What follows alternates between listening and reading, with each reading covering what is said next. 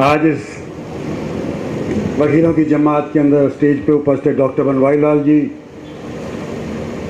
ओम प्रकाश जी, महेंद्रजीत जी, सुधीर यादव, हमारे प्रेसिडेंट साहब, Rakesh Yadav vice president, Saurabh Yadav secretary, Amitabh Yadav joint secretary, सारे यादव रहेंगे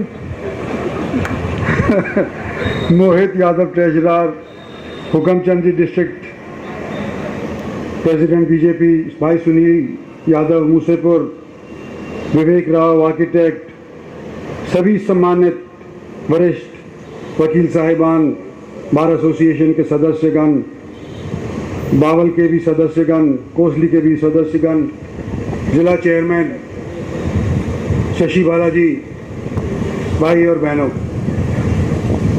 सबसे पहले तो मैं धन्यवाद करना चाहता हूं कि बहुत भव्य स्वागत आप लोगों ने किया, मेरा भी किया, मेरे साथ आने वाले साथियों का भी किया। और आज वकील कोर्ट के अंदर पेश ना होते हुए यहाँ इस कार्यक्रम के अंदर उपस्थित हैं, अपना काम छोड़ करके जो आज इतनी तादाद में यहाँ पर आए हैं, आपका मैं भी स्वागत करता हूँ और आपका बहुत बहुत धन्यवाद करता हूँ। और स्वागत की चढ़ी जब चल रही थी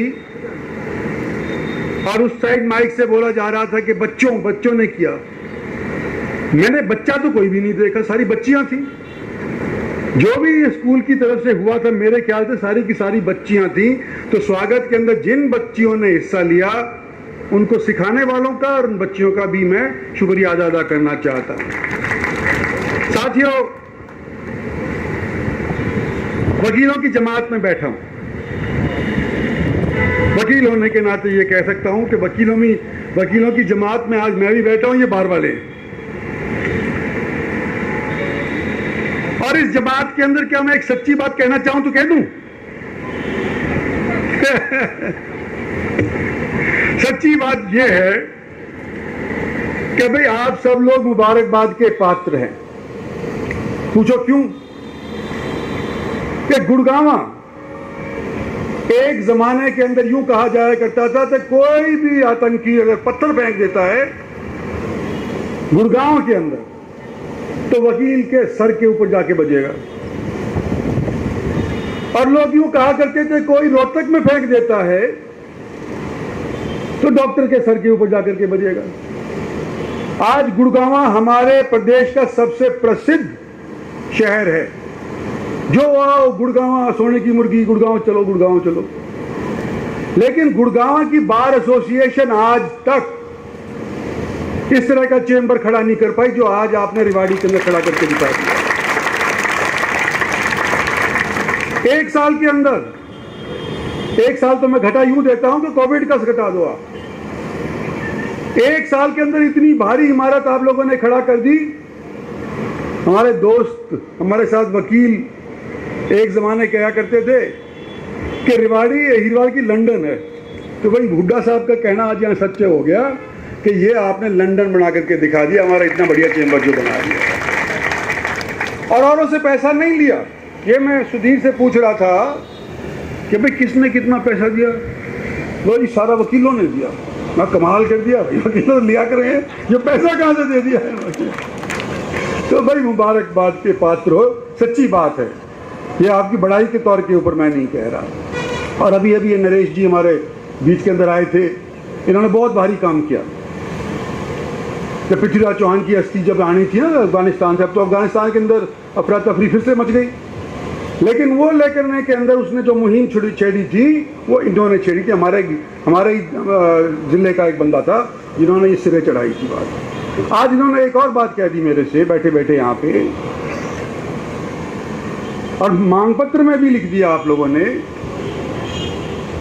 कि भाई एक बार एक मुहिम छिड़ी थी कि हम हरियाणा के एक सिरे पे, चंडीगढ़ दूसरे सिरे पे, चाहे मौकिल हो चाहे वकील हो, अगर जाना आना होता है तो एक दिन तो रात को वहाँ ठहरना पड़ता है, 6-7 घंटे लग जाते पहुँचते पहुँचते। तो एक हरियाणा की हाई कोर्ट की बेंच अगर यहाँ हो जाए, अब महेंद्रजीत भी यहाँ बैठे हैं, वकील के प्रधान भी बैठे, बड़े बड़े वकील बैठे, मैंने आपको लंदन के वकील का खिताब भी दे दिया, तो मुहिम शुरू करो, मैं तुम्हारे साथ हूंगा, मैं भी कोशिश करूंगा। और जहां तक वकीलों की जमात की बात करना चाहता हूं, देखो मेरे एक साथी यहां बैठे हुए हैं, दिल्ली से मैंने वकालत करी थी सन 74 के अंदर, ये मेरे से थोड़े से 1 साल सीनियर थे। और वकील बड़े बड़े अहदों पर पहुंचे, बड़े बड़े लेजिस्लेचर में पहुंचे, हरियाणा में, दिल्ली में, जहां लेजिस्लेशन होती है वहां पहुंच जाते हैं, चाहे म्यूनसिपल कमेटी हो चाहे कहीं पर भी हो। पिछले कुछ दिनों के अंदर वकीलों की नफरी थोड़ी लेजिस्लेचर में, पार्लियामेंट में कम हुई है और लैटरल एंट्री होने लग गई इधर उधर से, लेकिन पहले बहुत वकील जाया करते थे और अच्छे अच्छे पोजीशन के ऊपर पहुंच जाया करते थे। मैं अपनी जो 97 की बैच है उसकी बात करता हूँ। रणजीत दलाल हुआ करते थे यहाँ, जानते होंगे, गुड़गांव के अंदर उन्होंने घर बना लिया, वो बन गए डीजीपी हरियाणा के।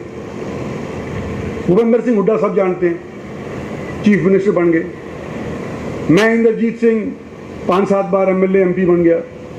तो वकील तो उस तौर के ऊपर आज के दिन हरियाणा क्या देश भर की राजनीति के अंदर पूरे तौर के ऊपर हिस्सेदार रहे हैं।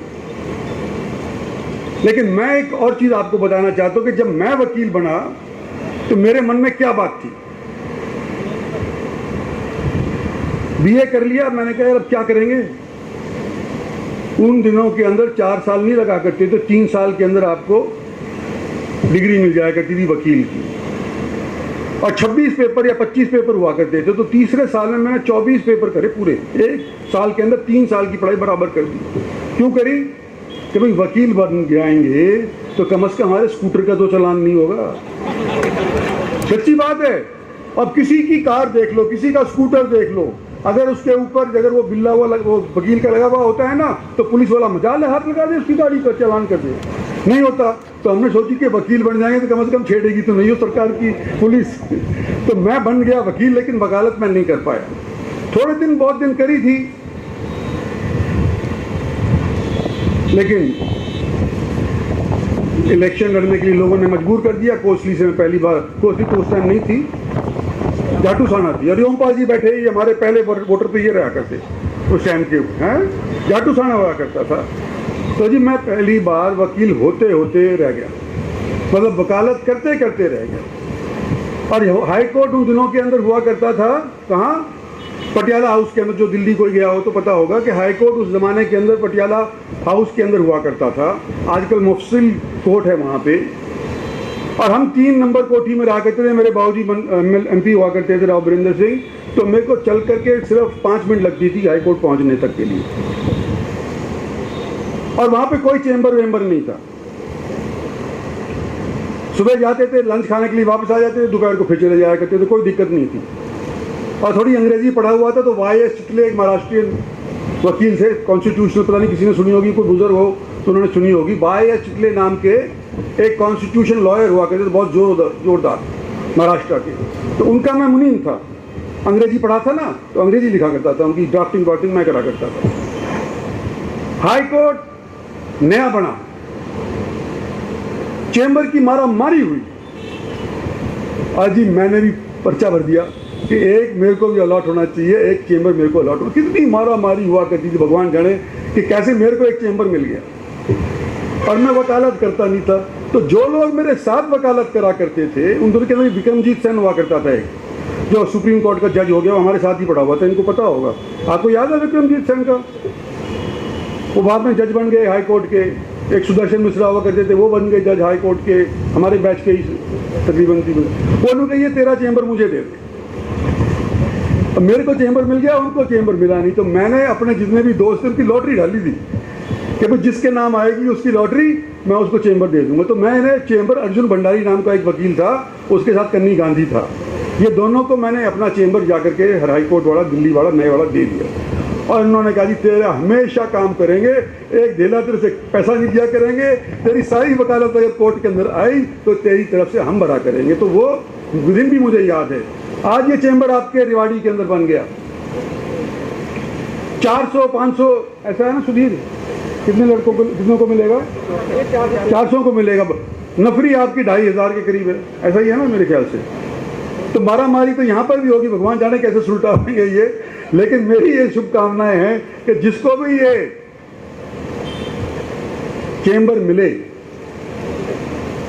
भाई साथी जिसको ना मिला हो उसको बैठने की इजाज़त दे दिया, कम से कम काम तो चल जाएगा फिलहाल के ऊपर। तो ये तो मैं आप पे वकील के तौर पे कहना चाहता था। आपने बुलाया मेरे को कि भाई मैं मंत्री भी हूँ, 2 मंत्रियों ने तो 10-10 लाख रुपए दे दिए। अब मैं बड़ा हो गया तो मेरे को बड़ा देना पड़ेगा, तो मैं हिसाब भी थोड़ा सा जानता हूँ कि मैंने 10 लाख रुपए पहले दिए थे, लगे नहीं, और 10 के ऊपर एक जोड़ करके 11 अब दे रहा हूँ जो लिफ्ट के लिए है। तो कुल मिलाकर के मेरा पैसा आपके यहाँ 21 लाख आएगा, और इसी साल आ जाएगा। अगले साल ये ओम प्रकाश बड़ा आ जाएगा, इस साल में पूर्ति मैं कर देता हूँ। ठीक है ओम प्रकाश, आज के दिन की मैं पूर्ति कर देता हूँ। तो यही बातें थी, मोटे मोटे तौर के ऊपर आप लोगों को कहनी थी।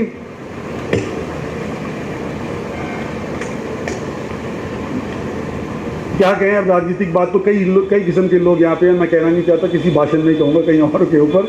लेकिन आज जो आप लोगों ने आकर के मेरा स्वागत किया, जिस तरह से धैर्य से बैठे रहे, जिस तरह से एक लड़के को आपने प्रेरित किया, इसको प्रधान बनाया, इसको भागदौड़ी के अंदर भी लगाया रखा, इसका परिणाम जो आज के दिन नजर आ रहा है, इसका मतलब है कि हमारे वकीलों का संगठन कायम है। जो एक टाइम के ऊपर मैं सोचा करता था ना कि वकील के कोई हाथ नहीं लगाता, वो इसलिए नहीं लगाता कोई कि उनकी एकता होती है। वकील का कोई बाल बांका करने की सोच भी ले, सारा जमघट इकट्ठा हो जाता है, धरने पे बैठ जाता है। ये तो फार्मर्स तो बाद में बैठने लगे, पहले तो सीखा तो उन्होंने वकीलों से है। तो ये सारे जो इकट्ठे होकर के आप लोगों का धाक जमी हुई है, मैं समझता हूं कि रेवाड़ी के अंदर भी आज के दिन उस चीज को दर्शा दिया। आपका बहुत बहुत धन्यवाद। जय हिंद, शुक्रिया।